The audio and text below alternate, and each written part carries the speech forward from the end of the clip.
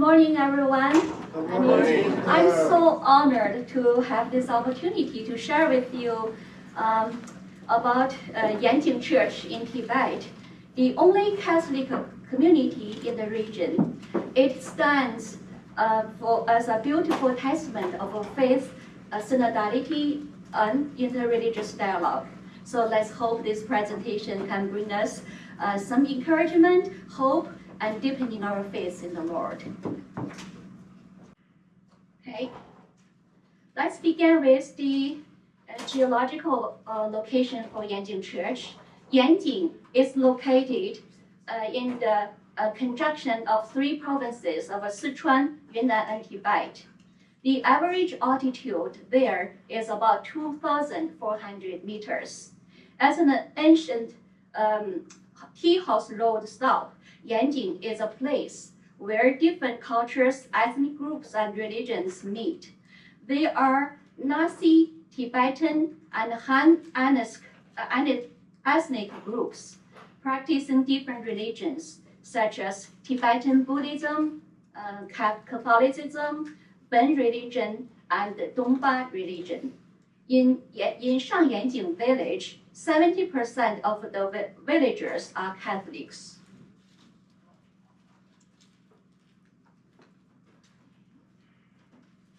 The unique geographical location and the religious and humanistic environment have also long contributed to the unique human charm of the Yanjing people. They are more respectful towards and tolerant of different religions and cultures, and more open and accepting of new things.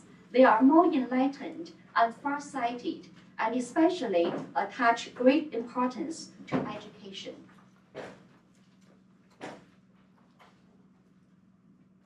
As the first stop on the ancient tea house road to Tibet, Yanjing, it was an important stop also for Western missionaries from Yunnan and Sichuan to enter Tibet.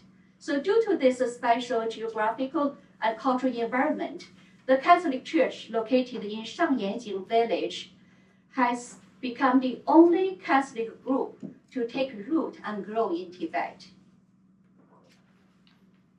This is the beautiful picture of Tibet Yanjing Church.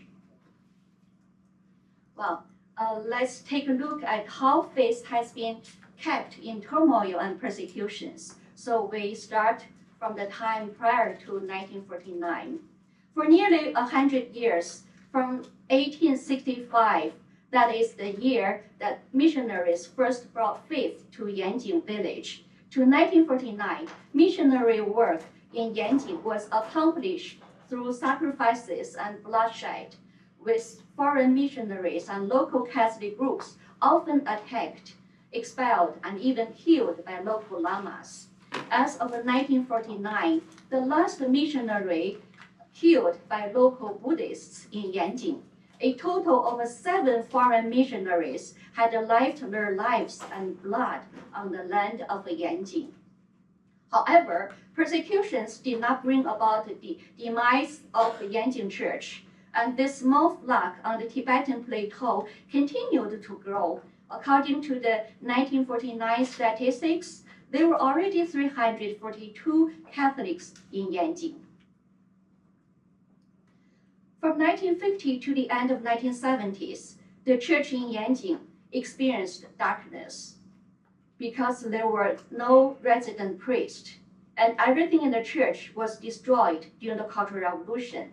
So the faithful and the nuns were also persecuted. They could not meet in public nor at their individual homes. They could only pray silently in their heart. However, the newly born babies were still being baptized secretly because the Yanjing Catholics firmly believe that as long as the people of Yanjing remain, the faith will never disappear here.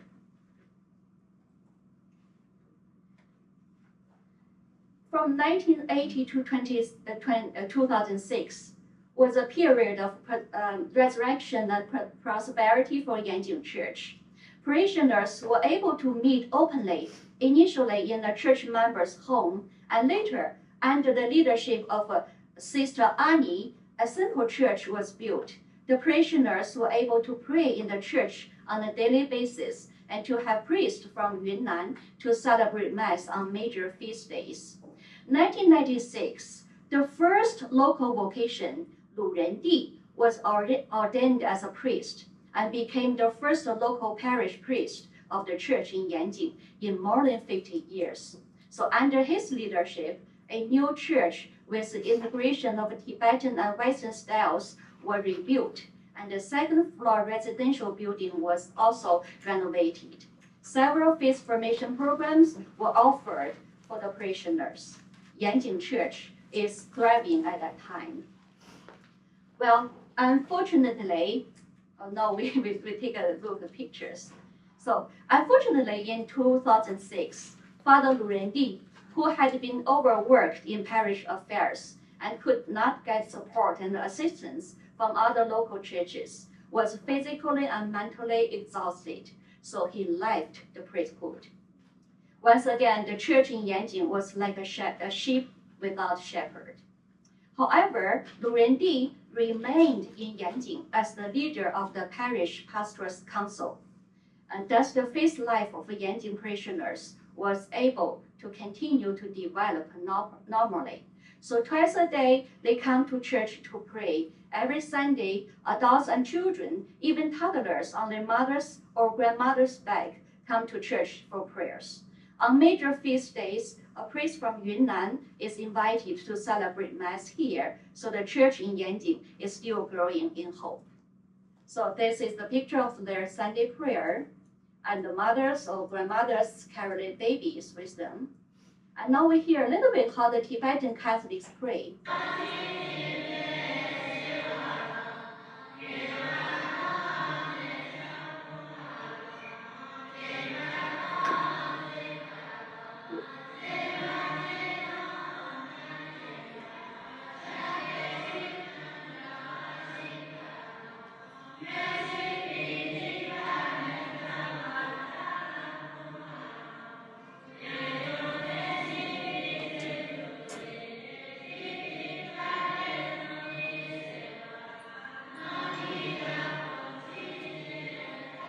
Well, because the time, we can just listen a little bit. Even though we don't understand Tibetan, we certainly can feel their piety and their zeal to God. And for almost 2 hours prayer on Sundays, they kneel for the whole time. Sorry.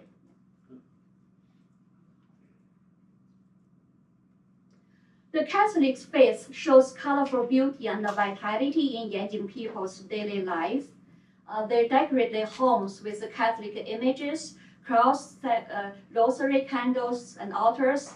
And also for the Yanjing Catholics, they don't have their own sacred name. They are all called by their baptismal names.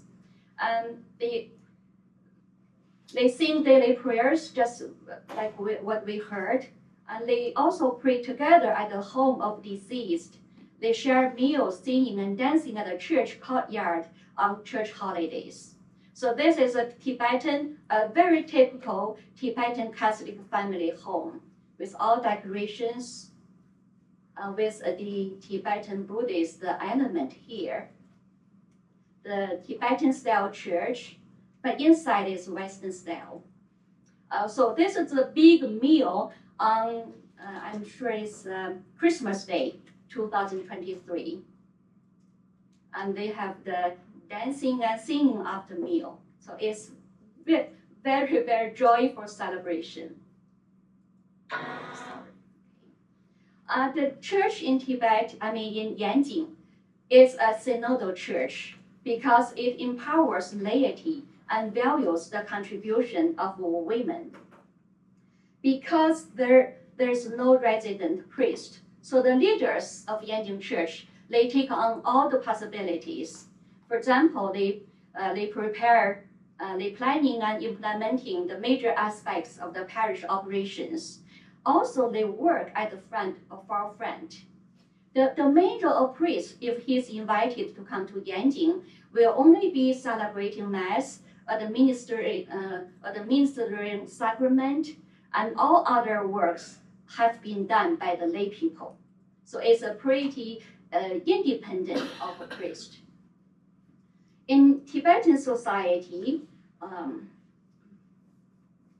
women have a very important role in their families. They are the center of their family, and it's the same in the church. Women have been playing a key role in the course of Yanjing Church's growth. We have mentioned Sister Annie. She was the leader of Yanjing Church during those trying times. So this is Sister Annie.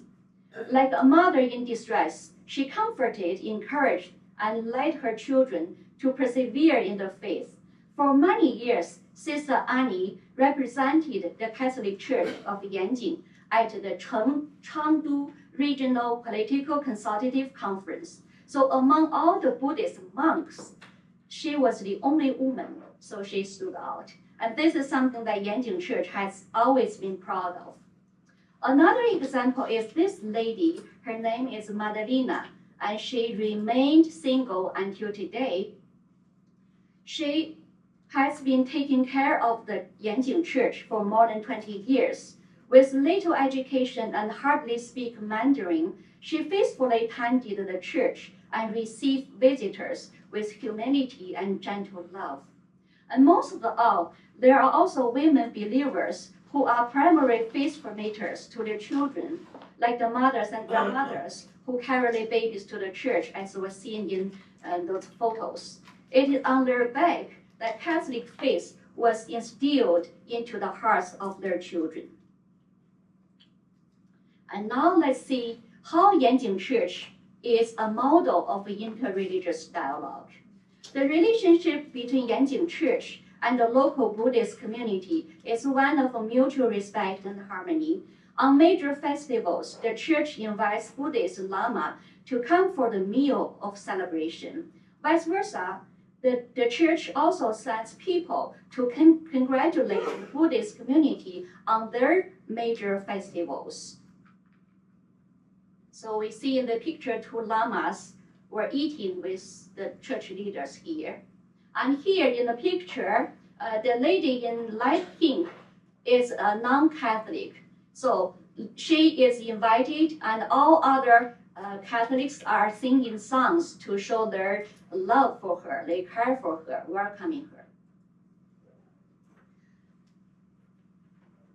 A deeper religious dialogue also takes place in the homes of ordinary believers. Interreligious marriage are very common in Yanjing village. In such families, family members respect each other's beliefs and will follow each other on the days of fasting. In the case of a death of the Catholic side of the joint family, the Catholic group will go to that family to chant prayers, and the Buddhist neighbors will come for cooking, because the family they usually offer meals for the people who come to pray. On the other hand, if the one who passed away was a Buddhist, then the Buddhist neighbors, they would be responsible for chanting the prayers, and the Catholics would be responsible for cooking. So such a tacit understanding and harmony one can hardly find in other places. Sister, 5 minutes. Okay, thank you.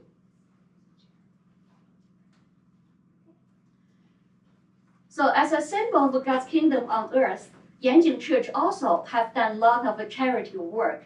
And here is an inventory of how they have been helping other peoples, such as they donate money to the poor family, they buy things for them, and they pay for the funeral, and they also pay donate money to the primary school, they contribute to the local recreational activities, and also they recently paid money for a child of poor family to receive medical treatment. And the church also provides free water, electricity, vegetables, and food to the visitors. So during the harvest season, the church also sent people to help the vulnerable family to harvest their crops. So my conclusion. Yanjing Church, though as a good example of interreligious dialogue, synodality, and charity work, but they also face their unique challenges, such as because they don't belong to any diocese, so there is no pastor until today. And it's very hard for them to get a priest. They have to ask the permission from the government, and it's been a long process.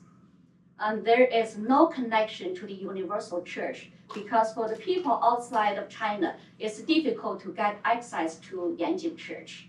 There is also great need for the formation and the ordination of a permanent deacon because they cannot have a priest now. They are also experienced a crisis of faith formation to the children and young people, and also the formation for the deepening of faith and evangelization to adult believers.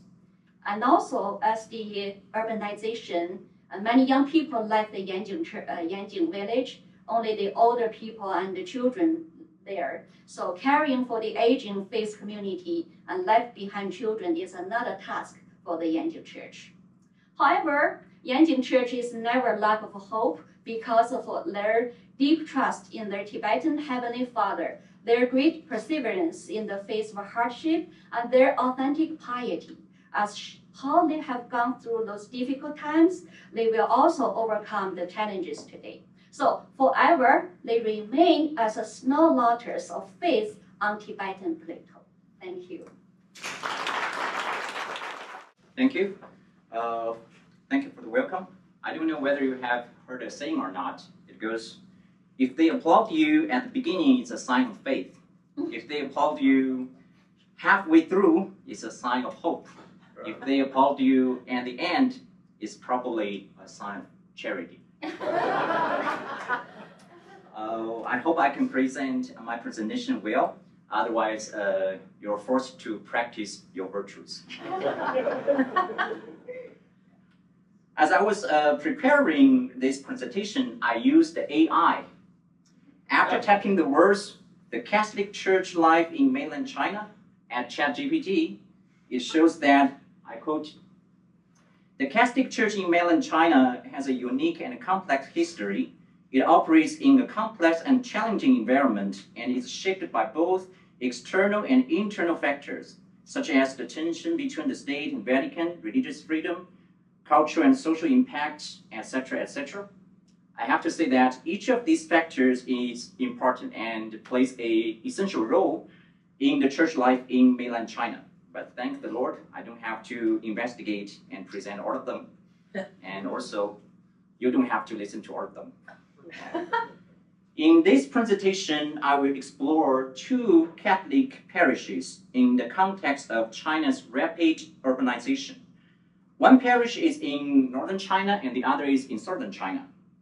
This presentation by no means reveals a holistic picture of the church life in China, and I hope by sharing the church life in these two parishes and some emerging challenges and opportunities that they confront, you can get a glance of the church life in China and get a better understanding of how Chinese Catholics live their faith in China today. This presentation contains three sections. The first section lays the foundation and helps us to see how urbanization changes the landscape of the church in China. Then we take a look at two urban parishes and see some features of these two faith communities. In the end, I will share some emerging challenges and opportunities they confront and conclude with some reflections. Without any doubt, we are living in an urban world. During the last century, the world's urban population increased more than tenfold, from 220 million to 2.8 billion. Then in 2008, a historical milestone occurred when, for the first time in history, over 50% of the total population of the world lived in cities. Like many other countries, as the economic booms in China and some policies are established, the pace of China's urbanization is staggering. In 1950, 13% of people in China lived in cities, and in the last year, the urban share of the population had increased to 66%. 25 of the world's largest 100 cities are in China, and 10 of the cities in China are with a permanent population of more than 10 million. This is a graph that shows the trend of the urbanization in the world and in China. Given the urbanization of the Catholic Church in China, we don't know how many Catholics live in cities because no official survey or data is available. The Holy Spirit Study Center run by the Diocese of Hong Kong estimates that there are 10 million Catholics in China. So if we assume that 66% of this population has moved to the urban area, that means 6.6 million Catholics are staying in cities. Although it's not accurate, but it offers a rough idea of how urbanization has changed the landscape of the Catholic Church in China. And this reality is confirmed by my experience and what I have heard from other priests. For example, due to the urbanization, the church attendance in rural areas is declining. It's difficult to see many youth or young adults or middle-aged people. The majority of the churchgoers in the rural churches are the elderly and the left behind children. Now, let us take a look at two parishes. First, we take a look at an urban Catholic community in northern China. The first parish I'm going to introduce is a parish in northern China, and it is in the Jingjinji area. You must know Jingjinji, right? I know. You can just see it as a map city. It covers the area of the size of Kansas state. Also, its size is 6 times of the size of New York City. So you can just know what it is like. This community is very young. It's only 14 years old. And amazingly, its story is a real-life example of the parable of the mustard seed. Recall the parable of the mustard seed. Jesus says that the kingdom of heaven is like a mustard seed. Though it's the smallest of all seeds, it miraculously grows and becomes a tall and strong tree that provides refuge and sustenance to all kinds of birds. Like all great things have a humble beginning, this community started with how many people? Take a guess. This community or this group started with one person. Yeah. A lay woman whose name was Mary Shi. Yeah. This is her. This picture is taken the second year after this new community was formed.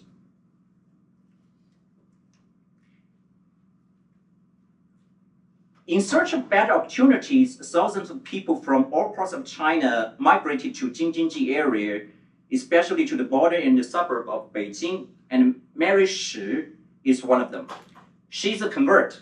She was baptized in 2007. When she first came to the Jingjinji area, she was looking for a church, looking for a Catholic community, but she didn't find any. With the fire in her heart, she went out and gave out flyers in the street, trying to find other migrant Catholics. She then organized activities helping the migrant Catholics to get together and pray together. As the group was growing from 1 to 10, from 10 to 40, from 40 to 100, Mary Shi and other group members felt that they were like the sheep without shepherd because they needed a priest. And in 2010, they began to seek for a priest to shepherd them. And since then, several priests have served them. 2 years ago, a priest was assigned to them as their pastor. Like the mustard seed grows, this community keeps growing. Today, it has become a parish of about 1,200 people. Now, I would like to share some features of this community. Except for 40 local parishioners, the rest of the congregation are new dwellers. 1/3 of the congregation is middle-aged, and they're the backbone of the parish. They're very energetic and also financially stable. I visited this parish last November and was impressed by people's piety and their dedication to the church. The pastor told me that many parishioners are experts in various fields, such as medicine, arts, construction, engineering. He said they're very active and helpful for the parish's development. What amazed me is that since many parishioners are doing small business, some took the initiative and formed a chamber of commerce. They run stores, a nursing home, and a private hospital. Their efforts and achievements not only improve the life quality of the parishioners, the local people, but they also boost and enhance the city's infrastructure. Now, let us turn our attention to urban parish in southern China. This parish name is Jiangbei Parish in Ningbo City. It belongs to the Ningbo Diocese. Yeah. Unlike the parish we just shared about, this parish has a history of 153 years. The church was initially built by the Vincentians in 1871, and today it has approximately 1,100 parishioners. Unlike the parish we mentioned earlier, the new dwellers in this parish only make up 20% of the community. However, similar to the parish we mentioned earlier, among the 1,100 parishioners, the middle-aged and the youth are the majority.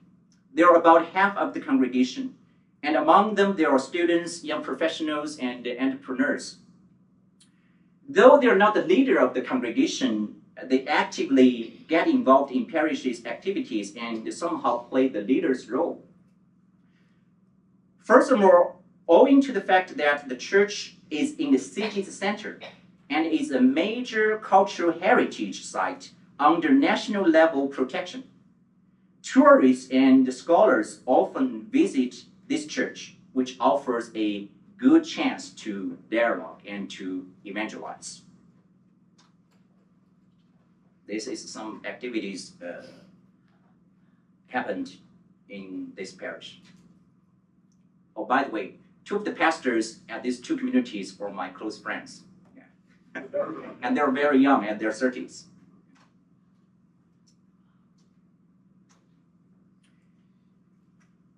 Now, I would like to share some emerging opportunities and challenges. There's some overlap between my presentation and Bishop Bishop Pei's the second half of his presentation. So, just in case if time is up, just tell me, and I can just skip some of the some context of this section. Given the opportunities, pastors in both communities say that since parishioners move to the city from different places, they bring their spiritual traditions, knowledge, wealth, and talents into their community. It enriches the community's life and makes it more diverse and dynamic. Furthermore, in the increasing number of urban immigrants, more and more unreached and unevangelized people are found. It creates more chances for evangelization. A pastor in an urban church said, different from most rural churches, the urban church has a unique opportunity to reach the educated, the young professionals, and growing middle class. Besides, urbanization calls upon the laity to carry out their vocation of being missionary disciples. And Bishop Pei and also Sister Guo, they both mentioned this. Just like what Mary Shi did, today more and more laity in these two parishes realize their call of being lay missionaries. By way of Bible studies, discussion groups, RCIA class, faith lectures, and testimonies, outdoor activities, one-on-one interaction, they reach out to different groups of people and take their faith into various environments, such as hospitals, schools, nursing homes, orphanage. For instance, in both communities, a group of parishioners are committed to offer regular care to the empty nest elderly. Sometimes it can be very challenging, but they still keep their commitment and demonstrate the corporate works of mercy to others.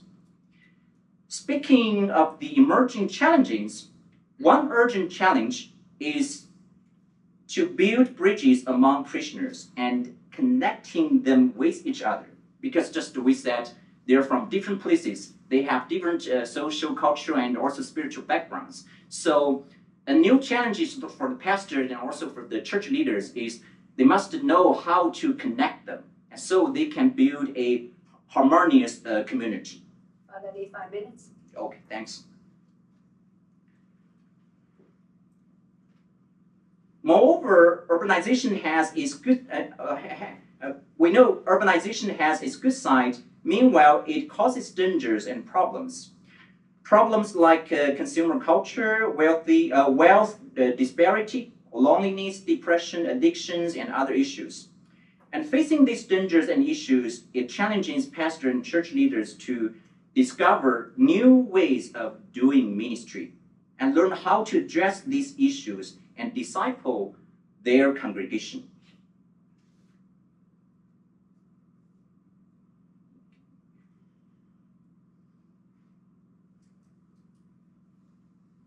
I think it is kind of same in the church in the US.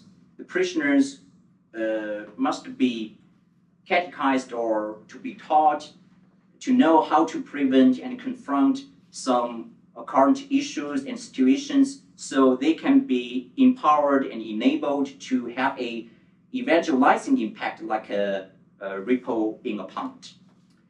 Another challenge is closely related to the previous one. That is, priests and church leaders, they must first be fired with the missionary spirit and know how to kindle that spirit in their parishioners and train lay missionaries. We all know you cannot give what you don't have. And I believe this applies to anyone who is living out their faith and not afraid to share it with others. Pastor and church leaders, they must live out their faith and have a missionary spirit, because our Lord have chosen us to do so. Without mission, the church is no longer mission. In our talks, the pastors at these two communities both emphasized the importance of evangelization.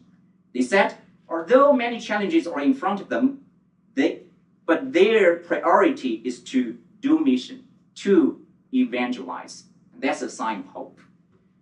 Now I would like to conclude my presentation with a few reflections.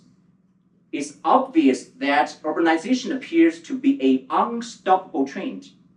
It significantly impacts the church and church life in China.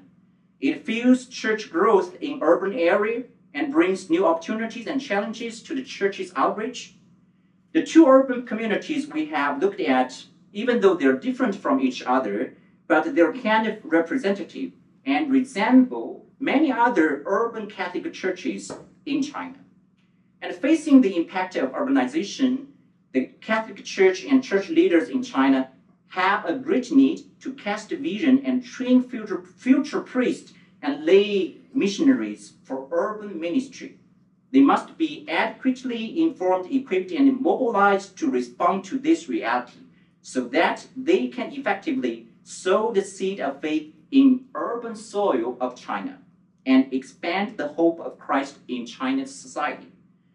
When I look at the church history of the Catholic Church, I see that the line of the progress is never straight. However, I'm always hopeful for the church's future, especially its future in China. God of hope never stops doing his work. What we need to do is to cooperate with his grace. One saying, some words I often say to myself and also my parishioners is, we do our best and leave the rest to our good Lord. No matter what we face with God, there's always hope. One of my heroes, St. Paul, the greatest evangelizer, said in his letter to the Romans, may the God of hope fill you with all joy and peace in believing, so that you may abound in hope by the power of the Holy Spirit. Thank you. Okay, everybody. Oh, do you need a break? No, I don't think so. Why? Because two former speakers, they have done great job, So I feel the pressure now. Why? Because they have a very good English speaker, and also their presentation well formed, organized. So, but for me, it's hard to say anything because, before 1 week ago, I didn't know I can come. Because 2 weeks ago, I only received my passport. And after that, we make an appointment, with the American embassy. So they said the date will be August the 20th. So you see, I'm supposed to be here after, end of the August. But thank God, I contacted with Father Francis and USCCA. So they provide help and also contacted with the United States Embassy in Beijing. So now I'm here. So thank God, have nothing to say. So, but another problem here for me is about, because at the beginning I didn't know I can come. Even I received the invitation. So I didn't make my presentation very well. So if you have any questions, you can, after I speak, so you can give to me. But another apologize is about my English, because after 24 years, graduated from Montaland, I don't have any ongoing education on English. So that's why I lost a lot of vocabulary. And also my ear is not good enough to, to deter, what is English? That means, Father John Worsley is here. And I know in 2015, I visited United States and hosted by Father John Worsley. And I was, with him when he was driving, and I said, you have to correct my pronunciation because I forgot how to pronounce that word. I'm saying to now, and I don't know. Sometimes, I have to ask your help. If my presentation, if I have some mistake on the grammar or vocabulary, so please help me. And also, if there are any questions for me, maybe like Bishop Paul, I have to ask someone to translate for me in Chinese, okay? So now I turn to my presentation. So my presentation is about the pastoral care and the life of a local Catholic church in China, taking St. Joseph Church of Beijing diocese as an example. So you see this picture, right? What kind of church do you see? It's Roman Catholic Church, And also you see the style there. It's a very Asian style. The Wang Fujing Church, that normally the Chinese people call it. The real name is about St. Joseph's Church. My name is Joseph. Many Chinese men, Catholic men, their Christian name is Joseph because St. Joseph is a patron of China. So that's why this church was called St. Joseph. And also there another common name is called Dongtang, means Eastern Church, but not the Eastern Orthodox Church. Yeah. So that is located at Wang Fujing Avenue. Wang Fujing Avenue. I think a lot of people know Wang Fujing Avenue. It's a financial and business street area. So, and a lot of people, they visited Wangfujing for what? Yeah, shopping. Yeah. See, you know that. Yeah. So I think a lot of people, they go there, they visit. They don't go to the church, but they want to see the, the store, the mall, and very famous business company there. So that the church located. So not like the former two presenters, they talk about the church in Tibetan or the church in the urban area. This church is the oldest church, second oldest church in Beijing. And also I can say in China, because in the year of 1651, the Italian Jesuit, Father Luigi Buglio. I don't know. I don't know any Italian. I think we have some friends here know Italian. Is that right? The pronunciation? Buglio. Okay. Grazie. Okay. Yeah. And another is Portuguese Jesuit, Father Gabriel de Magalhães. Were granted a courtyard in Wangfujing Street, where they reside and received Catholics from surrounding area. The first missionary came to Beijing. Normally we say one is a long away, probably during the Yuan Dynasty, Mongol Weino. And another, after that is during the Ming Dynasty. We know Matteo Ricci, another Italian Jesuit. Yeah, he came to there and he built another church in Xuanwumen. They call it Xuanwumen Jiaotang. That also Immaculate Conception Church there. That is the first church. So this one, Wangfujing Church, is the second oldest church, and also granted by the emperor. Because at that time, the church and the government, or we can say the emperor, they have a very good relationship. Like Shunzhi, Shunzhi Emperor, he called another priest grandfather.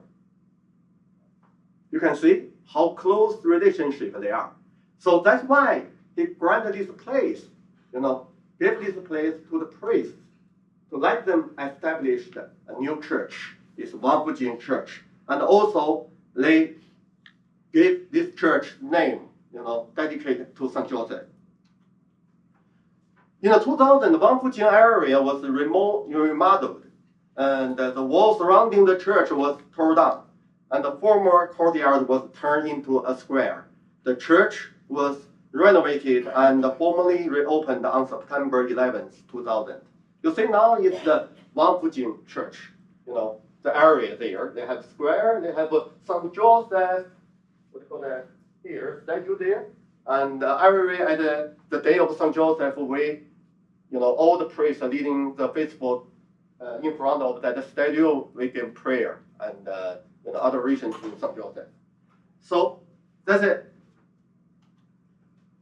And my job here, I think, is to try to introduce about the structure of this church. Like a former two presenters, they talk about the church in Tibetan and the church in the urban area. And probably some they are new, some they have very different situations because China is so big, So in this church, we have 3 parish priests and 1 pastor with 2 assistants. Also, there is a sister from St. Joseph Convent helping with the parish works. Besides, every Sunday, the parish invites 2 priests, including me, from a different part of the diocese, coming over to help with the liturgical and the sacramental service. So the mass schedule is 2 masses, daily, during the week, and one is at 6:15, another is 7 o'clock in the morning. So I think it's hard for today's many young people to go there. Only elder people, elder Catholics, they went for the mass, daily mass. And there are another 5 Sunday masses. One is on the Saturday evening at 6 p.m. Another is a mass at during the Sunday daily mass is 6 15, 7, 8, and 9:30. And here, I want to say, you see, there's the two masses, very different.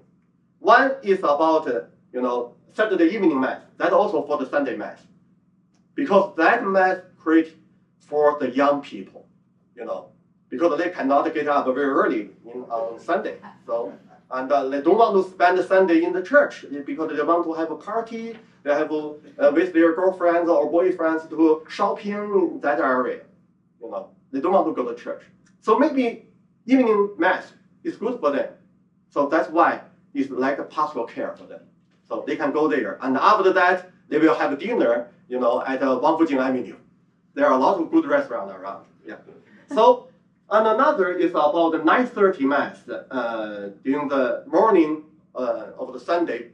So that mass also created for those people who cannot get up very early in the morning. Yeah. Because after that, they can go for lunch. Yeah. So that's you can see the pastoral care here in Wangfujing parish. So the major parish works, at St. Joseph, is the pastoral care and evangelization, sacramental service, and parish management, the building up a parish community and charity.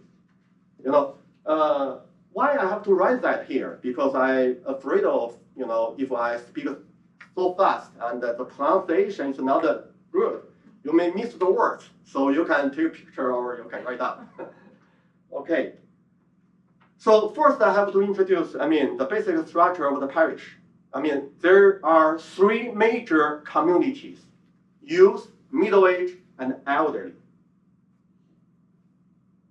That is almost the same in another, urban parishes in Beijing. For the youth, for the middle-aged, and for the elder. And two classes, catechism and Bible study, which is I'm in charge. Yeah, that Bible study. I will tell that later on. So one charity project, student grants for the need. That's very important because we have that for almost 10 years. Every year we raise money for the poor students around China, not in Beijing. Beijing is a city, so we don't think there anyone is poor, but depends on what job they have. And first I want to introduce about youth community. They have a greater group leading people to the pews. That is like a church service. A lot of people, they came to the church and they don't know where they have to go. Even some we call the old Catholic or traditional Catholics, because when they get into the church, like Chinese, we are very humble.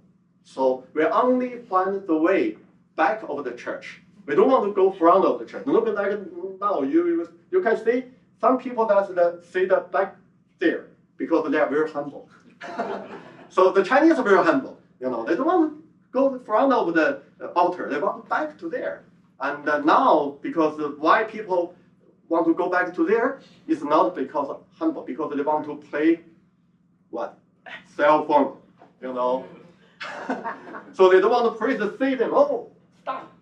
No, they just back there. They just play. They hear and they look at their phone. Another is lector, choir, and altar service groups. And that is for the group. And I think that misprint here. That is offering gifts and the processions at mass. And especially for the evening mass and also the mass at 9:30, that all by the youth. They will serve the mass. Another is activities group that are in charge of organizing activities, because only mass is not enough for youth. We have to create different activities according to their nature. For example, like they like a party, we create party for them. Like travel, we can lead them to travel different parts of China to visit the different churches. So that's the activity group they do. And the financial group in charge of community finance. You see, these three communities, they have their different groups. They have their different financial groups because they support their own community. They collect money, raising the money for their group activities, and also for the offering to the church. New membership group. Have you ever heard about that? No? Yeah. That's because Wang Fujing Street is a very busy street. A lot of tourists, a lot of visitors. So that group is for them. And also, a lot of Catholics from around the country, they came to Beijing, they start working there, but they don't know where the church is. So that group will help them. So that is we call the new membership group.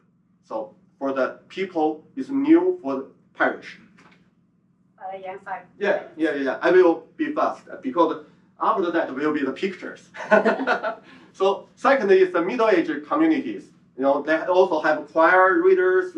And also I want to mention about it, there is a group, you see, the safety and caring of facilities of the church group. Do you know that? Why we have to do safety? Why? Because it's a very busy area. A lot of people, not only visitors, not only tourists, but we do have like thieves. We have someone stealing from the church. We have some strangers, they came to the church, they make some noise. Also, they came to the church because they have some problem in their heart. So psychologically, they came to the church, they may be drinking, they drink a lot, and they try to find problems here. So we have this group of people, they will help them. If they make some problems, they have to stop them. Yeah. And the group of praying for the souls and in purgatory, this group in Chinese, 炼灵会. You know 炼灵会?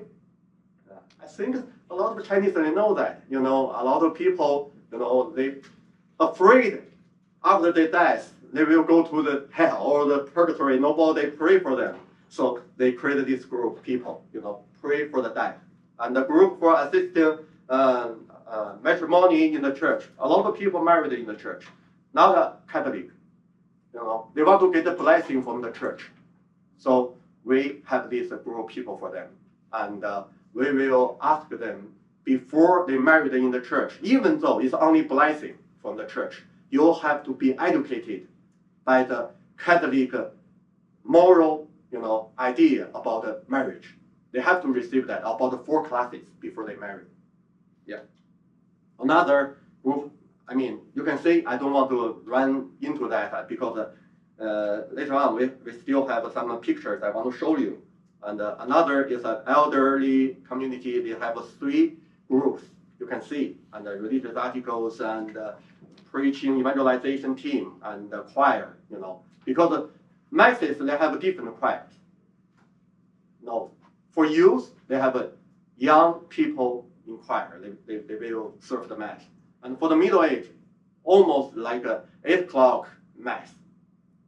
For the middle age people, they have this service. And another is the elder, like early morning, like a 6:15 and 7 o'clock, they serve that mass. Yeah. See, that is the mass schedule. Sacramental service. Yeah, here. I will go very quickly. Yeah, you see, Eucharist adoration, this morning someone asking about the Eucharist. So we do have that. And all the churches in Beijing or parishes, especially in the urban parish, they do have that service. Yeah, Eucharist adoration. And for Wang Fujing, it's like a Wednesday, the whole day. Yeah, after that, they will have blessing. Eucharist procession and the benediction. You know this guy? Yeah. You realize? Yeah, it's me. Yeah. So that is the procession. Yeah. Okay. The pastor. This guy is the pastor. I'm not. Yeah. I'm here. Another kneel down among them. Yeah. Yeah. Reconciliation. Every day, every morning, we give that service. I checked with Father Francis. He said only Friday, right? for you. But for us, The everything. many center. Amen. Amen. Amen. Okay, and also baptism. You see that last year, those newly baptized over there. About the last year, we have 50 of them baptized in the Longbudin parish. Matrimony, matrimony. It's about marriage blessing there. Another one. Anointing of the sick. That's very important in China because a lot of people they want to be anointed by the priest because they feel it's safe for them. Because especially they feel they are dying, so they ask a priest. That is a group people. Back of the church, there is a chapel. They are anointed by the priest. The group of people anointing. Yeah. Pastoral service. Yeah, like a parish retreat, especially before the Holy Week, and during the Holy Week. 14 stations every Friday. People they have to go through the 14 stations, to follow the step of Jesus Christ. Bible study. You know this guy again? Come again. Yeah, it's me. Yeah, I lead in that group. We have 46 people in my group, but not they come every time. Because why? They have their jobs. Sometimes they travel around. So I ask them, if you want to come, feel free. If you don't want, no problem. Why? I don't want to give them any pressure. They have enough pressure in their life. The church is not burden for the people. The church is good news. The good news to relieve people, not pressure them. So that's why, they say, you want to come? Come. You want to share? Share. No pressure. Yeah. Pilgrimage. Another big issue there. Oh, you see, light. Yeah. God said there's light. There's light.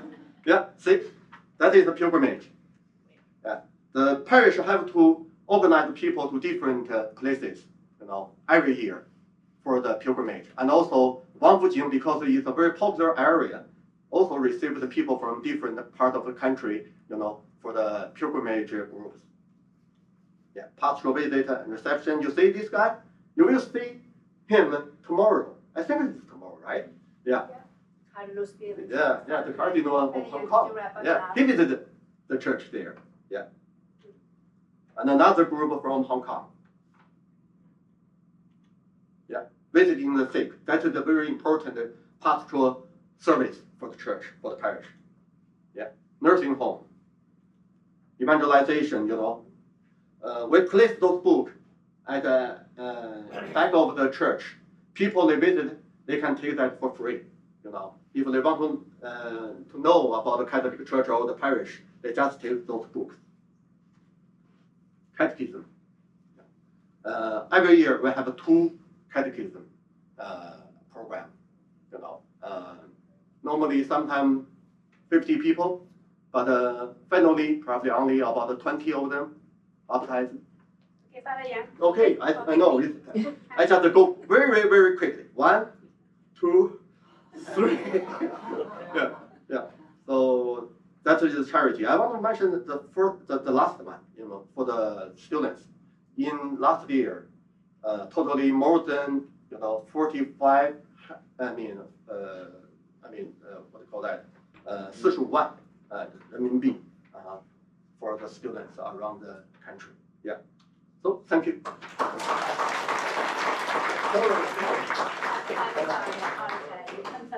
Far away. Do you want to give you as much time as possible? So I guess now we're open for questions. Yes, Peter, yes, please. You don't need a microphone, right? Wanfujing is my parish church when I visit Beijing, like you said, because after Mass, we go out and eat. Yeah. Also, very convenient. He has a subway station close by. Right. So it's very accessible, and I'm very sure a lot of tourists visit the church. There was a time, one time I was with a Polish priest, and so it was Saturday morning, so we said, let's let's go to Mass. There must be some, at least visit the church. So we went there in the morning, and there were like wedding cars, about 8 to 10 parked out there. And wow, there's a lot of wedding going on. So there has to be a Mass, right? So we went in there, sat there. The first one, nothing. It was prayer. The second one, nothing. So we went to the back to the sacristy and asked the pastor or the priest, how come you only have a prayer service? You don't have Mass. So he said, they are not Catholic.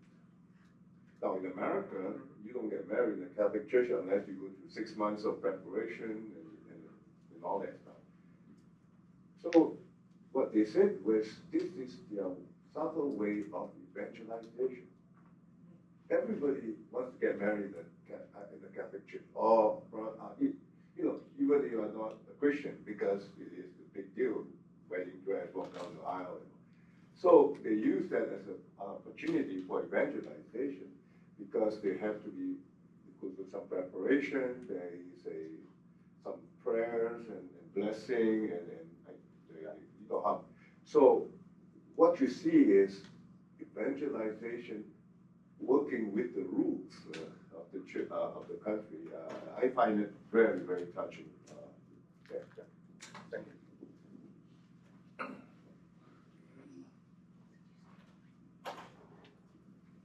Yeah, Father Joseph, related to that, are non-Catholics also request anointing when they're sick? No. No. Yeah, we cannot give them, but Do they, very into blessing. do they request a blessing? Yeah, only blessing. We can give them blessing. Do they request it? Yeah, sometimes. Sometimes they come to the church even without any belief, but because they face a very difficult situation. For example, like sick, lost their job, and maybe they have a problem with their parents and kids.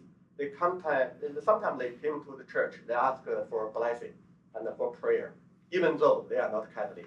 Another form of evangelization. Thank you. Wu Xiaoping from Boston College Rich Institute.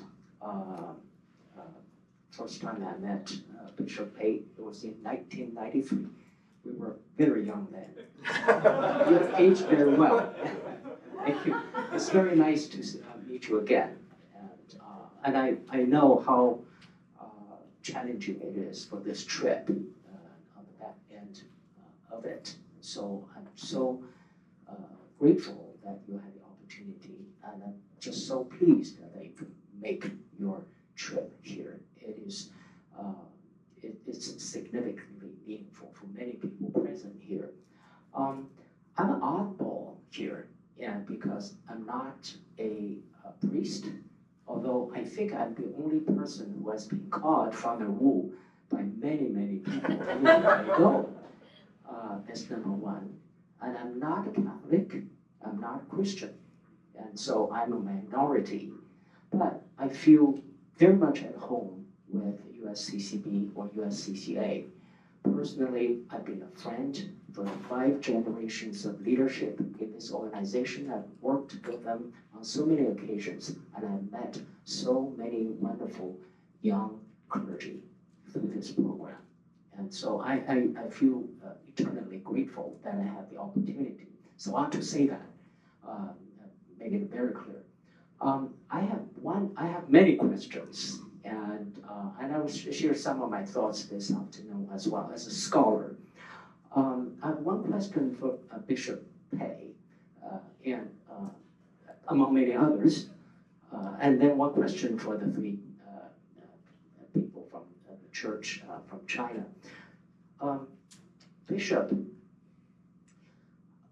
do clergy in China, both sisters and priests, have opportunities and or they are allowed to serve in a professional manner in a university, such as some of the priests are doing here in the United States, being a professor, being an administrator? Do they have the opportunity or possibility to serve in a university? So that's a question for Bishop. And then I'll move on. And there are other ways that I will, when a priest talks, they will never stop, like me. So I have to finish my questions first. Second, for the three of you, because you're from Beijing, from Shanghai, you talk about urbanization and all of that. I understand, I totally understand, and I get it, evangelization is important, social services, work is important, but how does your church serve the university population, students, teachers, and your presence? In addition to dividing them into different groups, and do you have meaningful dialogues through their education and have a spiritual impact on them? How do you achieve, if there have any, how do you achieve that goal? Now shut up, Bishop. Should I answer your question now? Yeah. Sure. Okay. I would say yes. I would say yes. Well, as you know, the diocese is so huge. I really concentrated my pastoral duties, and I do not have too many connections with outside of Leon diocese. I don't know too much. However, I do have some very close friends, non-Catholics, non-Christians, but from the Buddhist group. Some monks work in universities, or some research institution. So my understanding is, if a priest or a sister is reaching that qualification, certainly he or she could be accepted by a university to work there as a professor. However, just for the research work, he or she cannot preach the faith. Yeah. Am I clear? Yeah.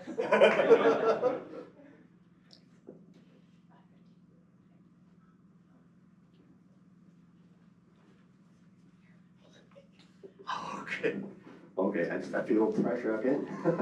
So I think first I would like, because Bishop already answered your questions, but also I also want to answer the same questions you raised up to the Bishop, because according to the law, there's a separation between the higher education, the education system and the religious system, that's it. Secondly, the question you raised about the parish work, for the students or the people working or studying at the universities in Beijing. I checked with Father Li, and he went to Houbajie Jiaotang. That is the Beijing seminary located. Every Sunday Mass, there are many students around there. They went to the Houbajie for Mass. Because that located in Haidian district. And Haidian district is a place for many universities, they located there. So many students, they want to see the church, they just go there. And also, because that is a seminary, so a lot of, priests, they have a very high education, they teaching at the seminary. They have that kind of relationship with those students and professors. And before I was also the director there. So at that time, we also have that kind of same like a conversation or presentation with the universities. And I don't know now because I'm not a director anymore.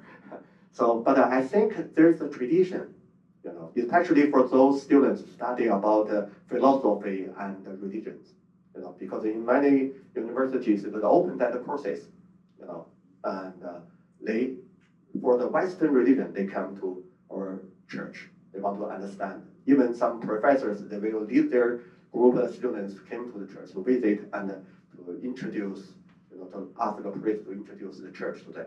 Yeah, that's it. I don't know. Bishop and Father Young already answered, I think. But maybe I can just add a little bit. I know in many dioceses in China, they would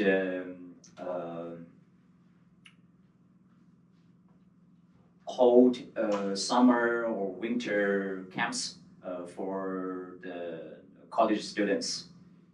Also, one of the motivational factors for the urbanization is schools, and the top schools is usually in the big cities.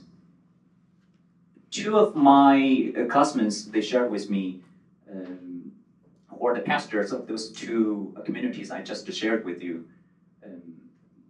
Each parish, they have a program particularly designed for the college students.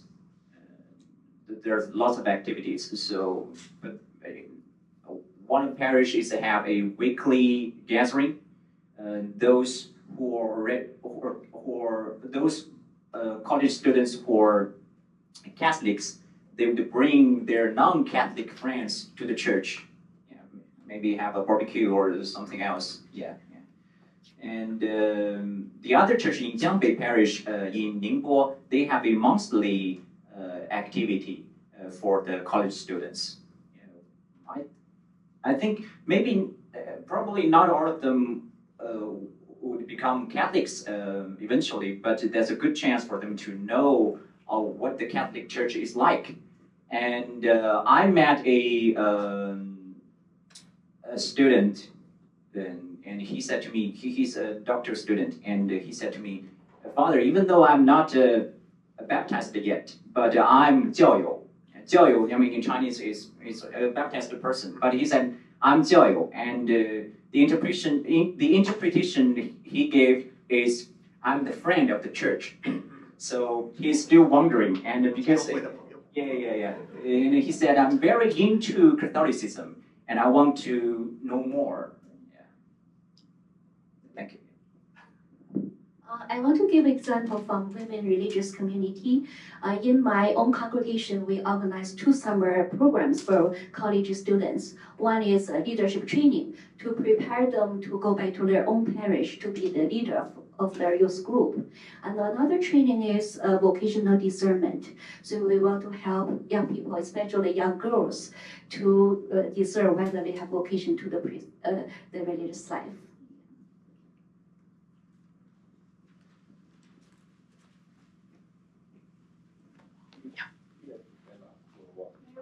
For one question and then one more, okay?